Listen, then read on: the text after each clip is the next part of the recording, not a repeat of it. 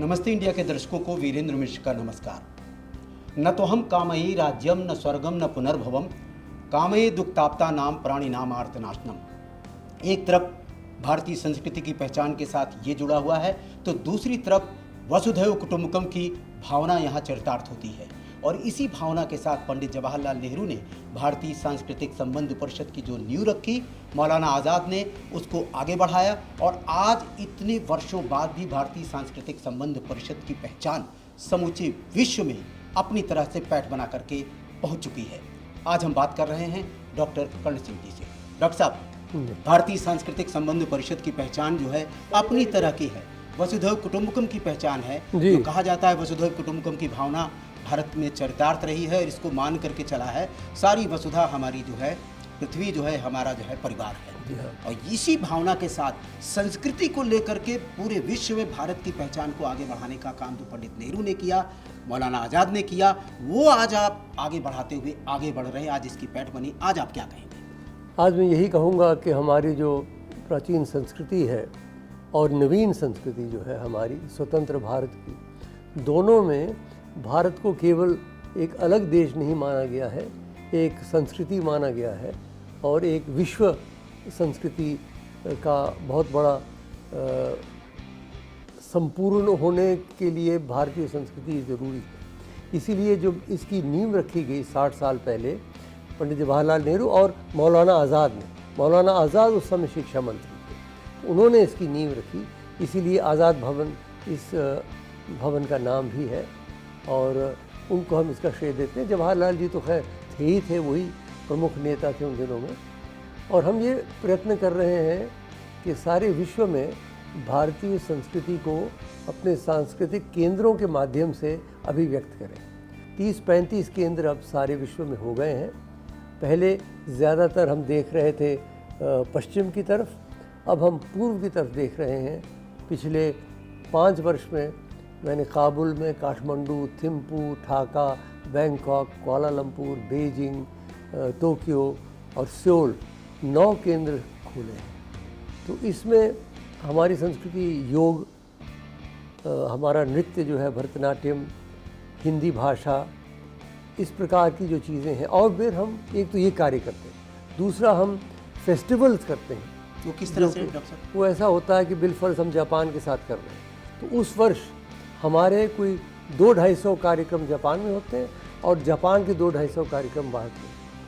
यानी 30 त्यौहार जो हमारे भारतीय हैं, वो वहाँ जाकर के हम मनाते हैं और वो हमारे यहाँ आकर के मनाते हैं, ताकि परस्परम भावयन्तु, एक दोनों से एक प्रकार से जब तक समन्वय नहीं होगा तब तक एकांकी संस्कृति का प्रचार नहीं होता। तो मुझे इस बात की प्रसन्नता है कि हम हमने कुछ वर्षों में काफ़ी ICCR को बढ़ाया है और इसकी एक छाप बन गई है, एक पहचान बन गई है। डॉक्टर साहब, एक बड़ा अहम सवाल है कि जहां हम सांस्कृतिक संबंध परिषद को लेकर के चलते हैं तो एक संस्कृति की बात है। संस्कृति की बात आती है कि जैसे एक भोजन है, भोजन की अपनी एक आकृति है जी, और भूख लगना एक प्रकृति है जी। और भोजन को छीन झपट करके जब खाते हैं तो वो विकृति हो जाती है। लेकिन अगर उसी को मिलजुल करके आपस में बांट करके जब शेयर कर लेते हैं और इस तरह से करते हैं तो वही संस्कृति हो जाती है। मेरे ख्याल से भारतीय संस्कृति की ये पहचान जो है, इसी पहचान को लेकर के आप आगे बढ़ रहे हैं। केवल प्राचीन संस्कृति नहीं, जैसे कि अब जैज़ फेस्टिवल करते हैं तो जैज़ के बहुत सारे हज़ारों अनुयायी हैं। हम रॉक फेस्टिवल करते हैं, सार्क देशों के रॉक बैंड्स जो हैं उनको बुला के, और यहाँ जो सेंट्रल पार्क है दिल्ली में, वहाँ कार्यक्रम करते हैं, पुराने किले में करते हैं। हज़ारों बच्चे और विद्यार्थी आते हैं। तो युवा पीढ़ी को भी साथ लेना है, जहाँ एक हाथ में हम भरतनाट्यम करेंगे और दूसरे हाथ में हम रॉक फेस्टिवल भी कर सकते हैं। तो हमने केवल एक उसको सीमित नहीं रखा, आनो भद्रा कृतवो यंतु विश्वतः, जहाँ से अच्छे विचार हमें आए वहाँ से हम ग्रहण करते हैं। ये भी हमारी संस्कृति में निहित है। हम अब दोनों को लेके चल रहे हैं, अर्वाचीन और प्राचीन। दोनों का सम्मिश्रण करके भारतीय संस्कृति को। एक और बहुत बड़ा महत्वपूर्ण सवाल है डॉक्टर साहब कि जैसे 150 साल हो गए गुरुदेव रवींद्रनाथ टैगोर को हो गया, महामना मदन मोहन मालवीय जी का हो गया, और विवेकानंद जी का हो गया, ये जो है इनको सबकी सारी दुनिया में कैसे इनको जोड़ा जाए, सब कार्यक्रम कर रहे हैं। या 1857 की उन वीरांगनाओं को लेकर के हम गोष्ठियाँ कर रहे हैं। रविंद्रनाथ ठाकुर का तो बहुत सारे कार्यक्रम देश विदेश में हुए।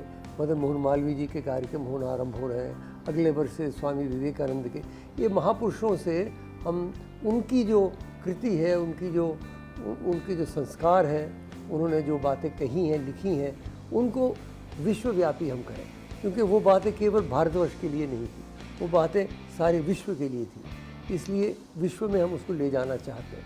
स्वामी जी ने तो आप जानते हैं शिकागो में ही सर्वप्रथम अपना महत्वपूर्ण भाषण किया था। इसलिए लेकिन वही से महत्वपूर्ण जो भाषण किया 100 साल बाद आपने भी जाकर के वहाँ पर आयोजन भी करवाया। जी, मैं तो पहले से कर रहा हूँ अपनी तरफ से।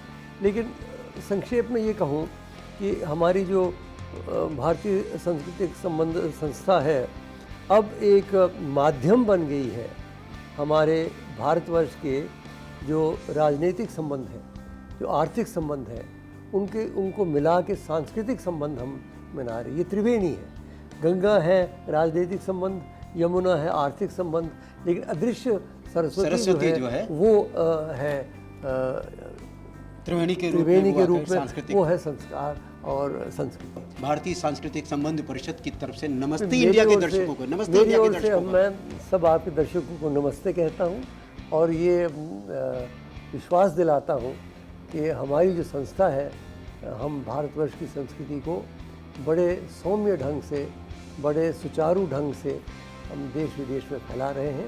इसमें आप सबका सहयोग बड़ा आवश्यक है, क्योंकि आप ही हमारे दर्शक हैं, आप ही हमारे सहायक हैं और प्रजातंत्र में आप ही हमारे नेता हैं। नमस्ते इंडिया के दर्शकों की ओर से, देश विदेश में बैठे उन तमाम दर्शकों की ओर से डॉक्टर साहब आपको बहुत बहुत धन्यवाद।